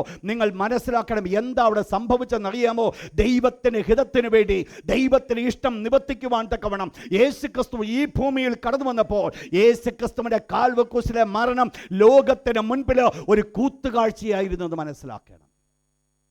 പബ്ലിക്കലി എക്സ്പോസ്ഡ്, പരസ്യമായി കാഴ്ചയാക്കി നിർത്തിയിരിക്കുക, ഒരു അവഹേളന വിഷയമാക്കി നിർത്തിയിരിക്കുക. നിങ്ങൾ മനസ്സിലാക്കണം, അവഹേളിപ്പിക്കപ്പെടേണ്ട ഒരു വ്യക്തിയല്ലിത്. ഈ വ്യക്തി എന്ന് പറയുന്നത് മാനിക്കേണ്ട ഒരു വ്യക്തിയാണ്. ഈ വ്യക്തിയുടെ പ്രത്യേകത വരുവാൻ പോകുന്ന രാജാവാണ്. ഇതെല്ലാം സത്യമാണ്, ഇതെല്ലാം യേശുവിനെ നന്നായിട്ട് അറിയാം. പക്ഷേ ഈ പ്രസന്റ് ക്രൈസിസിൽ കർത്താവായ യേശു ക്രിസ്തു കിടക്കുന്നത് ലോകത്തിന് മുൻപാകെ ഒരു അപമാനിതനായിട്ട്. പ്രിയപ്പെട്ട ദൈവത്തിൻ്റെ മക്കളെ, ദൈവ ദൈവത്തിന്റെ തിരുവചനം ഇപ്രകാരം പഠിപ്പിക്കുന്നു, നാളെ ഭൂമിയിൽ രാജാക്കന്മാരായി വെളിപ്പെടുവാൻ വേണ്ടി ദൈവം വേർതിരിച്ചിരിക്കുന്ന എനിക്കും നിങ്ങൾക്കും ഇന്ന് ഈ ഭൂമിയിൽ ഒരു പക്ഷേ ലോകം നമ്മളെ ഒരു പരസ്യമായി കാഴ്ചയാക്കി നിർത്തും, ഒരു അപമാനിക്കപ്പെട്ട വിഷയമാക്കി നിർത്തും. ഇതാണോ എന്ന് ചോദിക്കുവാനായിട്ട് ഇടയായിത്തീരും. നിങ്ങൾ മനസ്സിലാക്കണം, ഇപ്രകാരം ഒരു ചോദ്യം കടന്നു വരുന്നുവെങ്കിൽ ദൈവത്തിന്റെ തിരുവചനം പഠിപ്പിക്കുന്നു, ഇതേ പദവി ആരുടെയും ജീവിതത്തിൽ ഉണ്ടായിരുന്നു, എബ്രായ വിശ്വാസികളുടെ ജീവിതത്തിലും. ഞാൻ പറഞ്ഞു വരുവാൻ ആഗ്രഹിക്കുന്നത്, നമ്മൾ ഈ ദൈവത്തിൻ്റെ മക്കൾ നമ്മളായിത്തീർന്നപ്പോൾ എല്ലാം ഒരു പട്ടുമത്തയാണെന്നല്ല ഞാൻ പറഞ്ഞു വരുന്നത്. നമ്മുടെ മനസ്സ് നമ്മൾ ഓപ്പൺ ചെയ്തു കൊടുക്കണം. ദൈവം എന്നെ വിളിച്ചതോ സുഖകരമായ ജീവിതം നയിക്കുവാൻ വേണ്ടി അല്ല, എൻ്റെ ദൈവത്തിന് ഇഷ്ടം ചെയ്യുവാനാണോ ദൈവം എന്നെ വിളിച്ചത് ബോധമുണ്ടാകണം. ഇന്ന് ലോകത്തിൽ ഇല്ലാത്തൊരു വിഷയമെന്ന് പറയുന്നത്, ക്രിസ്തീയ ജീവിതം എന്ന് പറയുന്നത് സുഖത്തിന് വേണ്ടിയുള്ള ജീവിതമാണ്. എല്ലാം ദൈവം തരുമെന്ന് പറഞ്ഞുകൊണ്ട് സുഭിക്ഷതയ്ക്ക് വേണ്ടിയുള്ളൊരു മാർഗമായിട്ട് ദൈവത്തെ കണ്ടുമുട്ടുമ്പോൾ, യേശു ക്രിസ്തുവിനെ കണ്ടുമുട്ടുമ്പോൾ, ഇന്ന് രാത്രി എനിക്ക് നിങ്ങളോട് പറയുവാനുള്ള യേശു ക്രിസ്തു, ഈ യേശുവിൻ്റെ അടുക്കിലേക്ക് കടന്നു വരുവാൻ നാം ആഗ്രഹിക്കുന്നുവെങ്കിൽ ദൈവം നമ്മൾ കൂടി എക്സ്പെക്ട് ചെയ്യുന്ന ഒരു കാര്യമാണോ, അവന് വേണ്ടി കഷ്ടം അനുഭവിപ്പാൻ ദൈവം നമ്മൾക്ക് ആഗ്രഹിക്കുന്നുണ്ട്. നമ്മൾ അങ്ങോട്ട് പോകേണ്ട കാര്യമില്ല, നമ്മളെ എന്നാൽ നിങ്ങൾ മനസ്സിലാക്കണം, ഇത്രമാത്രം പരസ്യമായിരിക്കുന്ന ഒരു കാഴ്ചയാക്കി, ഒരു കൂത്തുകാഴ്ചയാക്കി അവരെ നിർത്തിയിരിക്കുമ്പോൾ നിങ്ങൾ ഒരു വാക്യം വായിച്ചായിട്ട് പെട്ടെന്ന് നിങ്ങൾക്ക് മനസ്സിലാക്കാം. 1 കൊരിന്ത്യർ ലേഖനത്തിലേക്ക് കടന്നു വന്നാണ് 1 കൊരിന്ത്യൻ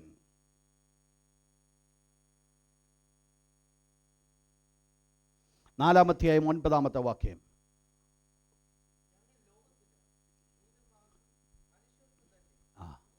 അപ്പോസ്തലനായ പൗലോസ് പറയുക, ഞങ്ങൾ ലോകത്തിന് ഒരു കൂത്തുകാഴ്ചയായി, ഒരു പരസ്യമായിരിക്കുന്ന കാഴ്ച, ഒരു അവഹേളന വിഷയമായി ദൈവം എത്രമാത്രം ശക്തമായിട്ട് ഉപയോഗിച്ചതായിരിക്കുന്ന ഒരു ദൈവത്തിൻ്റെ ദാസൻ. ആ പൗലോസ് തൻ്റെ ജീവിതത്തെക്കുറിച്ച് പറയുകയാണോ, ഞാൻ ലോകത്തിന് കൂത്തുകാഴ്ചയായിരുന്നു. ലോകം നോക്കിയിട്ട് എന്നെ അപമാനിക്കുവാൻ തക്കവണ്ണം, അവഹേളിക്കുവാൻ തക്കവണ്ണം, നിന്ദിക്കുവാൻ തക്കവണ്ണം പാത്രമായിരുന്നു. ലോകം എന്നെ നിന്ദിക്കുന്നു. നിങ്ങൾ മനസ്സിലാക്കണം, ദൈവമക്കളെ ദൈവം മാനിക്കുന്നു എന്നുള്ളത് സത്യമായിരിക്കുമ്പോൾ എല്ലാം എപ്പോഴും മാന്യത മാത്രമേ ഉണ്ടാകൂ എന്നുള്ളത് ഒരിക്കലും ചിന്തിക്കരുത്. അപമാനം ജീവിതത്തിൽ കടന്നു വരും, പ്രോസിക്യൂഷൻസ്, കഷ്ടത ജീവിതത്തിൽ കടന്നു വരും. സുഖത്തിൻ്റെതായ സമൃദ്ധിയിൽ ഞാൻ ജീവിക്കുമ്പോഴും ഇതൊക്കെയും എൻ്റെ ജീവിതത്തിൽ കടന്നു വരുവാൻ സാധിക്കും. അപ്പോസ്തലനായ പൗലോസ് തന്നെക്കുറിച്ച് ഇപ്രകാരം പറയുന്നുണ്ട്, ഞാൻ ദുഃഖിതനാണോ എങ്കിലും പലരെയും സന്തോഷിപ്പിക്കുന്നവനാ. എൻ്റെ കയ്യിൽ ഒന്നുമില്ല എന്നാൽ എൻ്റെ കയ്യിൽ എല്ലാം ഉണ്ട്. ഒന്നിന് വിരുദ്ധമായിരിക്കുന്ന രീതിയിൽ തൻ്റെ ജീവിതമായിരിക്കുന്നു. ഇതാണ് ഒരു ദൈവ പൈതലിൻ്റെ അവസ്ഥ എന്ന് പറയുന്നത്. നിങ്ങൾ മനസ്സിലാക്കണം, ഒരു മാന്യമായിട്ട് ഒരു പർട്ടിക്കുലർ ഭാഗത്തു നിന്ന് ദൈവത്താൽ നമുക്ക് ലഭിക്കേണ്ട മാന്യത നമ്മൾ പ്രാപിച്ചുകൊണ്ടിരിക്കുമ്പോൾ അതിൻ്റെ മറു സൈഡിൽ നിന്ന് ഒരു അപമാനം കൂടെ നമ്മൾ വഹിക്കേണ്ടതായിട്ട് വരും. ശ്രദ്ധിക്കാൻ പറഞ്ഞ വേർഡ്, ദൈവത്താൽ ഞാൻ മാന്യതനായിരിക്കുമ്പോൾ, അല്ലെങ്കിൽ ഒരു സൈഡിൽ നിന്ന് എന്നെ മാനിക്കുന്ന സ്ഥാനത്ത് വേറെ സൈഡുണ്ട്, ആ സൈഡിൽ നിന്ന് എന്നെ അപമാനിക്കും. ഇത് രണ്ടും ഒരു ദൈവപൈതലിന്റെ ജീവിതത്തിൽ കടന്നു വരും. പക്ഷേ മാനിക്കുന്നു എന്ന് പറയുന്നവർ ദൈവത്തിൻ്റെ മക്കളായിരിക്കുമ്പോൾ, അപമാനിക്കുന്നു എന്ന് പറയുന്നവർ ദൈവത്തിൻ്റെ കാഴ്ചപ്പാട് ഇല്ലാത്തവരായിരിക്കും. ഞാൻ പറഞ്ഞ വേർഡ് മനസ്സിലാക്കി, ലോകത്തിൻ്റെ മക്കളാണെന്നല്ല ഞാൻ പറഞ്ഞു വന്നത്. ഈവൻ ദൈവത്തിൻ്റെ മക്കൾ തന്നെ ദൈവത്തിൻ്റെ മക്കളെ അപമാനിക്കുന്ന സമയം എന്താ അതിന് കാരണമായിരിക്കുന്നത്? ദൈവത്തെക്കുറിച്ചുള്ള വ്യക്തമായിരിക്കുന്ന കാഴ്ചപ്പാടില്ലാത്തത്. ദൈവത്തെക്കുറിച്ചൊരു കാഴ്ചപ്പാട് ഉണ്ടെങ്കിൽ ഒരു വ്യക്തി പോലും ഒരു ദൈവപൈതലിനെ അപമാനിക്കത്തില്ല. ദൈവത്തിൻ്റെ തിരുവചനം നമ്മുടെ അരുമനാഥനാകുന്ന യേശു ഇപ്രകാരം പറഞ്ഞു, കൂട്ടുകാരനോട് വിടക്ക് എന്ന് നീ പറഞ്ഞാൽ ഈ ലോകത്തിൽ പ്രതിഫലം കിട്ടാതെ നിത്യ നരകത്തിനോ അവൻ യോഗ്യനായിത്തീരും. എന്താ അതിൻ്റെ വിഷയം? ഒരു ദൈവപൈതലിനെ അപമാനിക്കുന്നുവെങ്കിൽ ദൈവം ആ വ്യക്തിക്ക് വെച്ചിരിക്കുന്ന പദവി എന്ന് പറയുന്നത് നിത്യ നരകമാണ് എന്ന് പറഞ്ഞാൽ, ഒരു ദൈവപൈതലിനെ അപമാനിക്കുന്ന ഒരു വ്യക്തി അവൻ നരകത്തിനോ യോഗ്യന എന്ന് പറഞ്ഞാൽ അർത്ഥം എന്ന് പറയുന്നത് അവൻ വീണ്ടും ജന്മം പ്രാപിക്കാത്തവനെ പോലെ, ഒരു ലോക മനുഷ്യനെ പോലെ അധപ്പതിച്ച ഒരു വ്യക്തിയായിരിക്കും. നിങ്ങൾ മനസ്സിലാക്കണം, എന്താ അതിന് കാരണം? ദൈവികമായിരിക്കുന്ന ഒരു കാഴ്ചപ്പാടില്ലാതെ മുൻപോട്ട് കടന്നു പോകുന്നു. ഇവിടെ ഭയപ്പെടുന്നത് ലോകത്തിന് മുൻപാകെ ഒരു കൂത്തുകാഴ്ചയായി ഭവിക്കുന്നു. മൂന്നാമത്തെ ഇവരുടെ പ്രത്യേകത പറയുന്നത്, ഇവർ തന്നെ ഇത് മുഴുവൻ അനുഭവിക്കുക. മറ്റുള്ളവരെ അനുഭവിച്ചത് കാണുന്നുവെന്ന് മാത്രമല്ല, ഇവരും ഇതിനകത്ത് അവരും ഇതിന് കൂട്ടാളികളായിരുന്നു.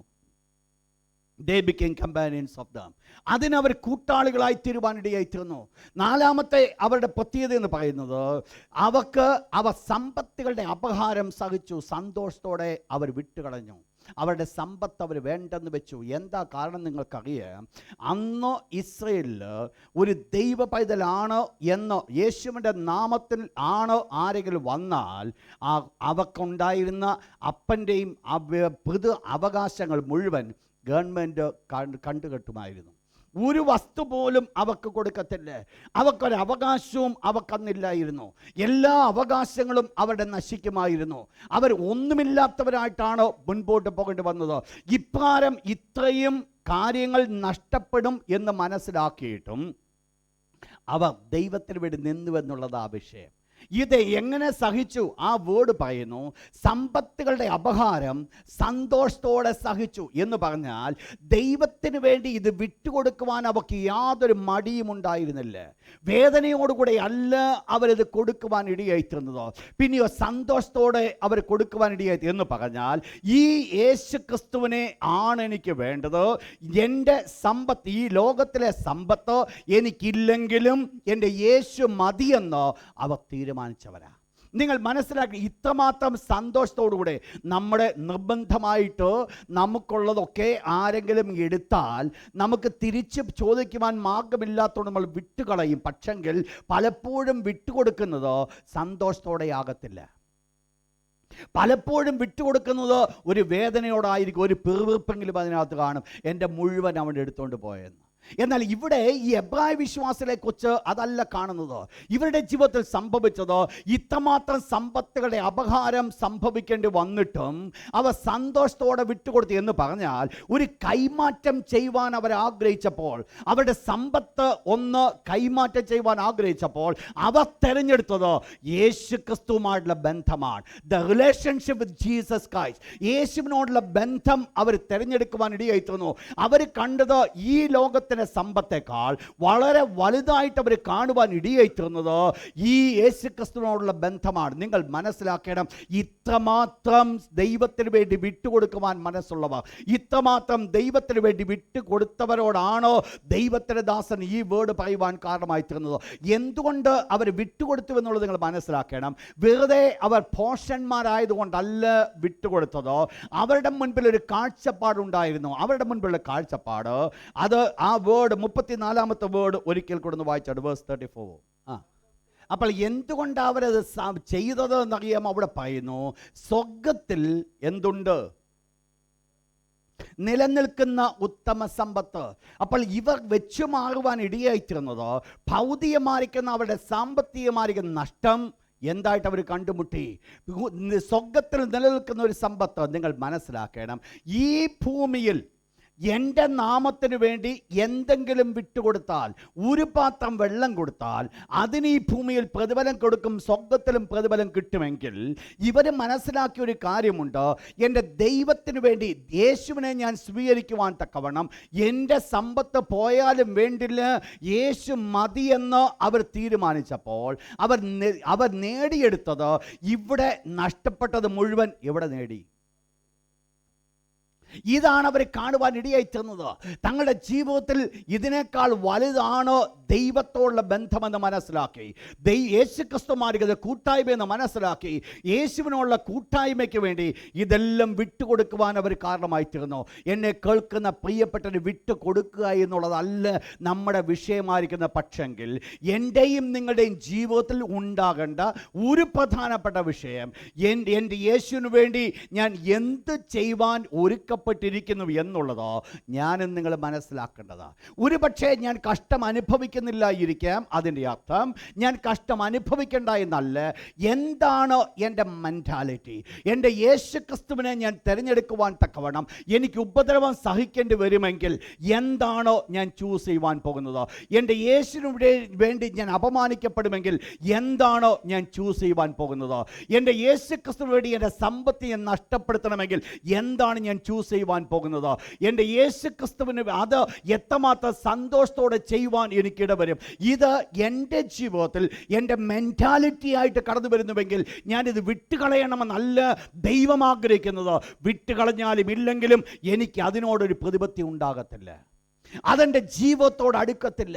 പലപ്പോഴും സംഭവിക്കുന്നൊരു വിഷയം എന്ന് പറയുന്നത്, ലോകത്തിന് താഴ്ക്കുന്ന പല സന്തോഷങ്ങളും പല സൗഭാഗ്യങ്ങളും, ലോകത്തിന് താഴ്ക്കുന്ന പലവിധമായിരിക്കുന്ന അനുഗ്രഹങ്ങളും നമ്മുടെ ഹൃദയത്തോട് കെട്ടിവെക്കുകയാണ്.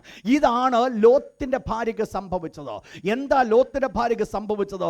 തൻ്റെ ജീവിതത്തിൽ മരണത്തിന് മുൻപിൽ താൻ നിൽക്കുമ്പോൾ, ഈ ദേശത്ത് നിന്നു കഴിഞ്ഞാൽ ദൈവത്തിൻ്റെ തീ കടന്നു വരുമെന്ന് മനസ്സിലാക്കിയിട്ടും പിന്നോട്ട് നോക്കാതെ മുൻപോട്ട് ഓടിക്കൊള്ളുവാൻ ദൈവത്തിൻ്റെ ആത്മാവ് ആലോചന പറഞ്ഞു കൊടുത്തിട്ടും ലോത്തിൻ്റെ ഭാര്യയെ തെരഞ്ഞെടുത്ത ഒരു തെരഞ്ഞെടുപ്പ് അവൾ പിന്നോട്ട് നോക്കി. എന്താ പിന്നോട്ട് നോക്കുവാനുള്ള കാരണം? തൻ്റെ മൈൻഡ് ഈ സോദോമുമായിട്ട് ബന്ധിക്കപ്പെട്ടിരുന്നു. തൻ്റെ ജീവിതം സോദോമുമായിട്ട് ബന്ധിക്കപ്പെട്ടത് കൊണ്ട് ഈവൻ വിട്ടോടി വന്നപ്പോഴും അവൾ സോദോമിലേക്ക് അവൾ നോക്കി. ഇത് തന്നെയാണ് ഇസ്രായേൽ മക്കളുടെ ജീവിതത്തിലും സംഭവിച്ചത്. മിസ്രൈമിൽ നിന്ന് അവർ ഇറങ്ങിത്തിരിച്ചവരാണെങ്കിലും അവർ മിസ്രൈമിലേക്ക് അവർ നോക്കി. എന്താ ഇവരുടെ ദിവസം? മിസ്രൈം എന്നുള്ളത് അവരുടെ മനസ്സിൽ നിന്ന് വിട്ടുമാറ്റപ്പെട്ടിട്ടില്ല. ഞാൻ പറഞ്ഞു വരുന്നത്, മിസ്രൈം നിങ്ങളുടെ മനസ്സിൽ ഉണ്ടാകരുത്, അല്ലെങ്കിൽ സോദോം നിങ്ങളുടെ മനസ്സിൽ ഉണ്ടാകരുത്. സോദോമിൻ്റെ അനുഭവം ജീവിതത്തിൽ വന്നാലും ശരി വന്നില്ലെങ്കിലും ശരി, ഇതെൻ്റെ ജീവിതത്തിൻ്റെ ഒരു വിഷയമല്ല. എൻ്റെ മനസ്സിനോട് ഈ സോദോമിൻ്റെ അനുഭവം ഉണ്ടാകരുത്, എൻ്റെ മനസ്സോട് ഈ ഈജിപ്തിൻ്റെ മനോഭാവം ഉണ്ടാകും എന്ന് പറഞ്ഞാൽ ഞാൻ വിട്ടുപോരേണ്ടത് ഒരാവശ്യമാണ്. ഞാൻ എൻ്റെ മുൻപിൽ കഷ്ടത വന്നോട്ടെ ഇല്ലയോ വരാതിരുന്നോട്ടെ, അതൊന്നുമല്ല എൻ്റെ വിഷയം. പക്ഷെങ്കിൽ എനിക്കുണ്ടാകേണ്ട ആറ്റിറ്റ്യൂഡ്, ഈവൻ കഷ്ടത വന്നാലും ഞാൻ സന്തോഷത്തോടെ അത് നേരിടും, എൻ്റെ ദൈവത്തിന് വേണ്ടി നിൽക്കും എന്നുള്ള ആ ഒരു തീരുമാനമാണ് ഇവിടെ ആവശ്യമായിരിക്കുന്നത്. ദൈവത്തിൻ്റെ മക്കളെ നമ്മൾ മനസ്സിലാക്കണം. വാസ്തവത്തിൽ സംഭവിക്കേണ്ടത്, ഇവർ ഭൗതികമായിട്ട് ഇവർ അനുഭവിച്ചുവെങ്കിൽ ഞാനും നിങ്ങളും ഇന്ന് ഭൗതികമായിട്ട് ഈ അനുഭവത്തിൽ കൂടെ കടന്നുപോയി ഇല്ല എങ്കിൽ തന്നെയും എനിക്കും നിങ്ങൾക്കും അതൊരനുഭവമായി മാറണം. എവിടെയെന്നറിയാമോ? എൻ്റെ ഉള്ളിലെ മനുഷ്യൽ അതൊരനുഭവമായി മാറണം.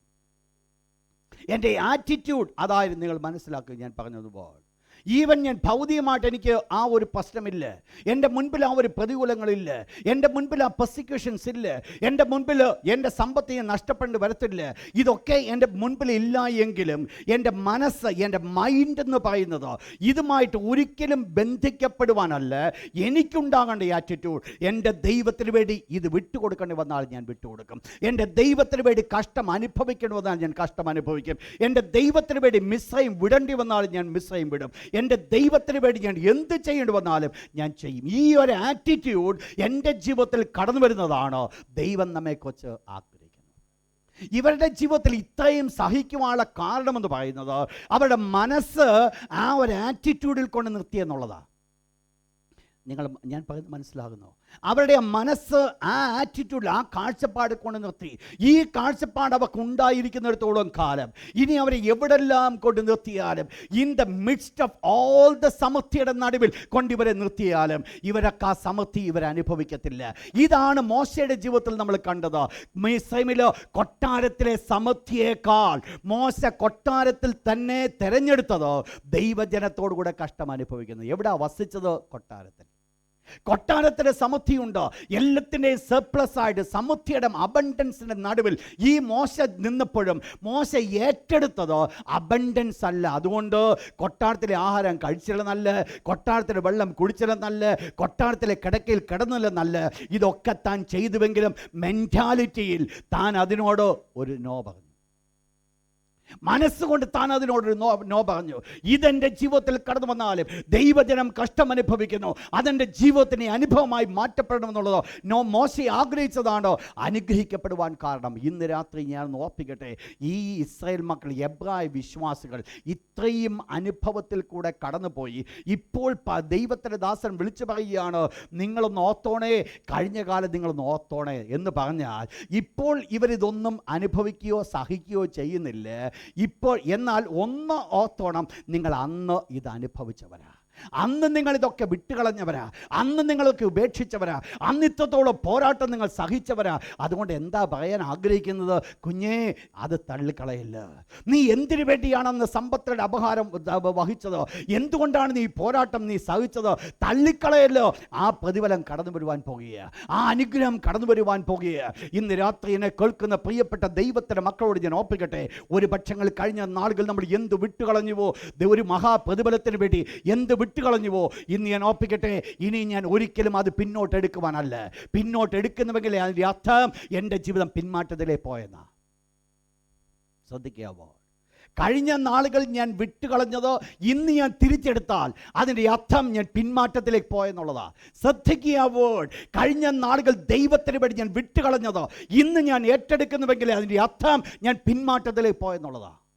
ഇത് പറഞ്ഞാൽ മനസ്സിലായോ നിങ്ങൾക്ക് ഞാൻ പറഞ്ഞതിൻ്റെ മീനിങ്? അതൊരു പക്ഷേ നിങ്ങൾക്ക് ജീവിതത്തിൽ എന്തുമായിരിക്കാം പറയേണ്ടത്, എന്തുമായിക്കോട്ടെ, അതല്ല എൻ്റെ ജീവിതത്തിലെ വിഷയം.